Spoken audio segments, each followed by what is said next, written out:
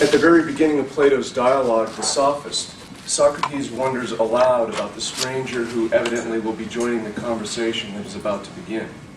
Who is this stranger? Is he an unusual kind of statesman, or a traveling purveyor of wisdom, or even perhaps some kind of madman? Is he a philosopher? Professor Pratt is well aware that philosophers, working as so many footnotes to Plato, have often found Native American thought to be strange. Should such thought be invited to join the philosophical conversation? Is it really only some kind of political maneuvering masquerading as philosophy? Is it a genuine form of wisdom, albeit wisdom not so easy to recognize as specifically philosophical? Is it in some sense a kind of madness, roughly analogous to the madness of some Greek tribal hero who presumably had been visited by the gods? Is it rather so strange or so penetrating that there is no way to categorize and understand it from a distantly Platonic or European perspective? From that Platonic or roughly European perspective, unfortunately, it has been hard, if not virtually impossible, to see Native American thought as specifically philosophical, or as having much to contribute if it does turn out to be specifically philosophical. And this despite obvious similarities between Native American thought and philosophy which derives from a Platonic root. There are few first-rate scholars and philosophers bold and creative enough to hold up the mirror and ask whether philosophy deriving from the Platonic root tends to its own madness or imbalance, fueled as it is in its dominant contemporary form by the twin assumptions of scientific reductionism and metaphysical materialism, a madness which prevents it from seeing Native American thought for what it is, philosophy in its own right, with no apologies to Plato or to science or to materialism. Professor Pratt is, in this regard, among the very best of the bold and the creative. The topic of origins of any kind is always, in a sense, philosophical.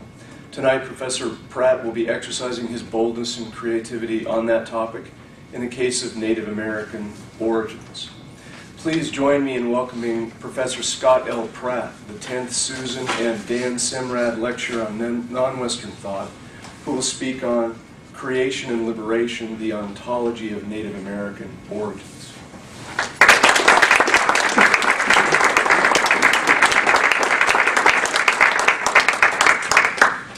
Thank you for that very generous introduction. Before I get started, I would like to say a word of thanks to Dan Semrad and to Creighton University for this forum. It's remarkably rare that institutions sort of actively take an interest in trying to understand philosophical viewpoints that are far from their starting point. And the fact that Creighton University, through this program, is able to do that is a great thing for Creighton. It's a great thing for you all to have the opportunity to think over the years about philosophy done from different perspectives. And it's a great thing from my perspective because it gives me an opportunity to talk about something that I think is important and overlooked in the tradition of American philosophy. And when I say American philosophy, I don't just mean a sort of narrow set of American pragmatists from the beginning of the 20th century, but rather doing philosophy in America, in a place where people from different cultural backgrounds, with different languages, different interests, and so forth, inevitably interact, and not just interact, but have to act together, to co-act, to carry out plans despite differences in belief, differences in the worlds they live in. So this is a great opportunity for me to share this sort of concern with you. And I want to thank again Creighton University, the Department of Philosophy, and Dan Semrad for the opportunity. My paper is part of a kind of ongoing project looking at questions of American pluralism. I've written on different aspects of Native American thought in relation to the development of European American thought. In this case, I'm interested in thinking about the ways in which Native American origin stories figure as different ways of knowing the world, and how those ways of knowing the world intersect with what we might recognize as sort of Western ways of thinking.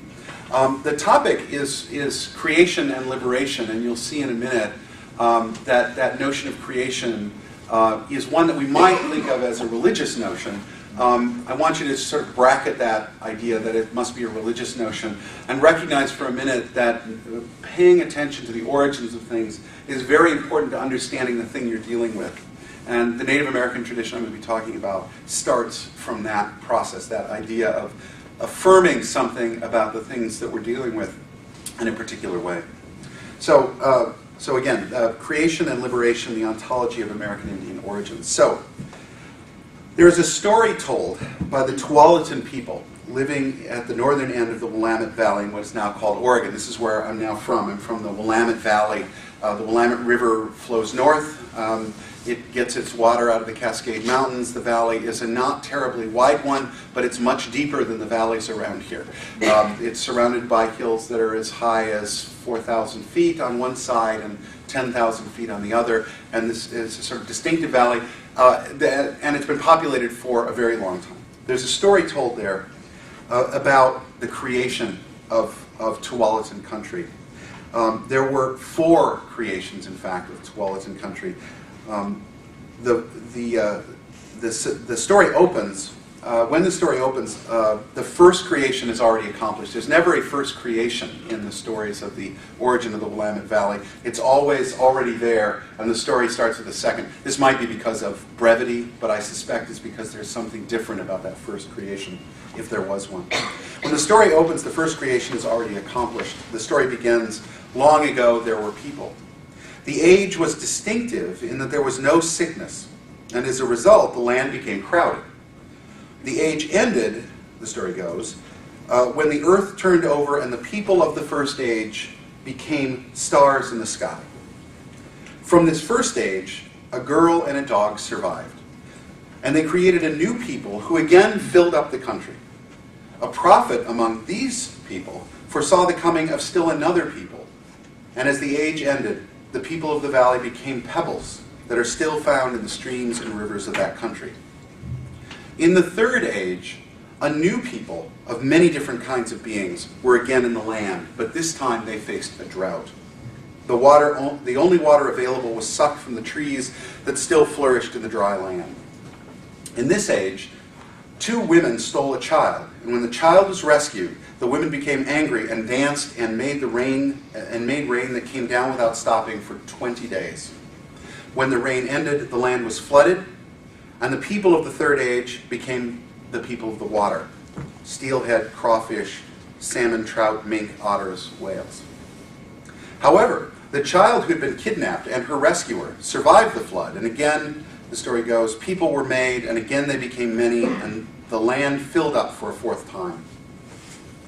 Europeans in the Willamette Valley have long taken an interest in what Gerald Ramsay called Oregon's mythological literature.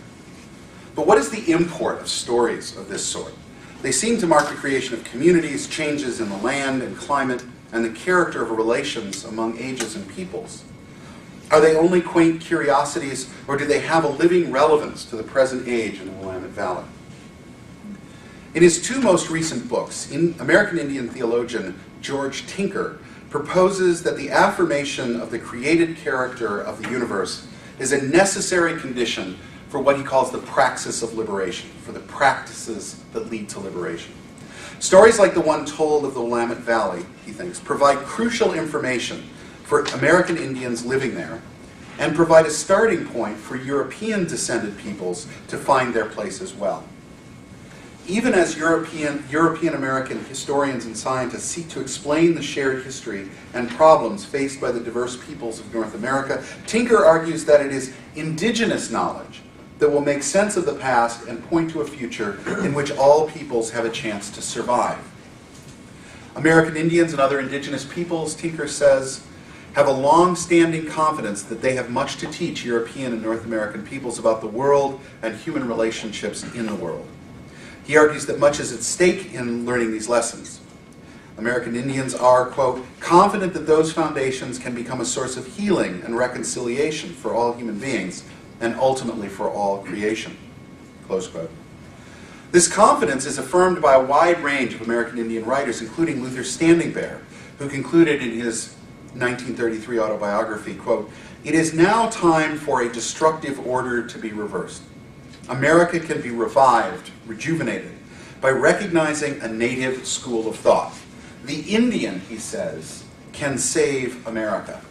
Bold claim. Daniel Wildcat, an American Indian philosopher at Haskell Indian Nations University, argues in his recent book on global climate change that the key to survival in the long run will be found in indigenous knowledge. He concludes, quote, "Because indigenous peoples have paid attention to our Mother Earth, it is important to listen to what we can share with humankind," close quote.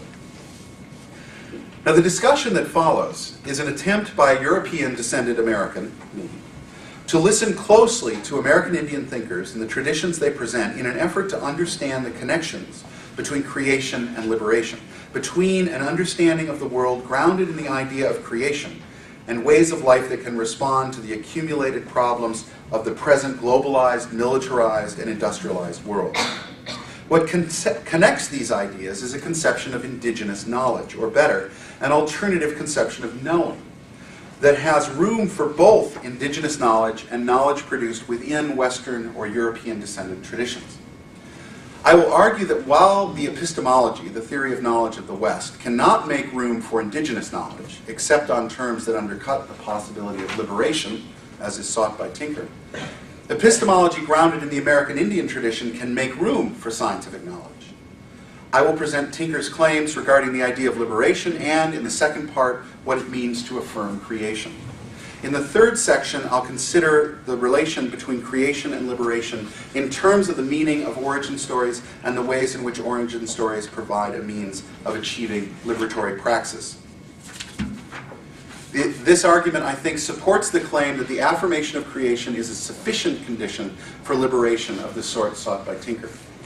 I will conclude by considering the relation between knowledge claims of Western science and those generated within American Indian thought, argue for a particular kind of compatibility, and suggest its implications for liberatory praxis.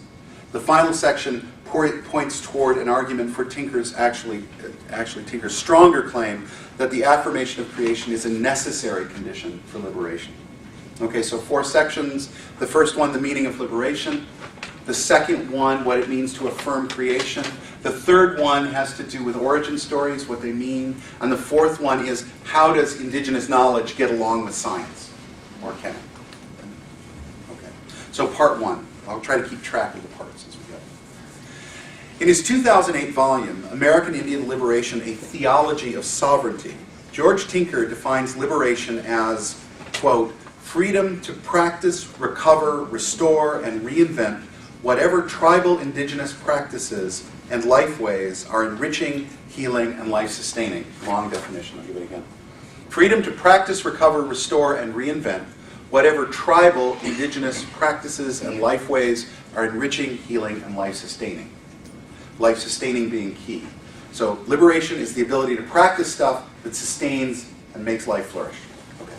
While Tinker develops his notion in relation to liberation theology, as it emerged in the 1970s in Central and South America, he argues that American Indian liberation moved sharply away from the basic commitments of the earlier liberation theology and toward a view that is more responsive to the historical circumstances of indigenous Americans.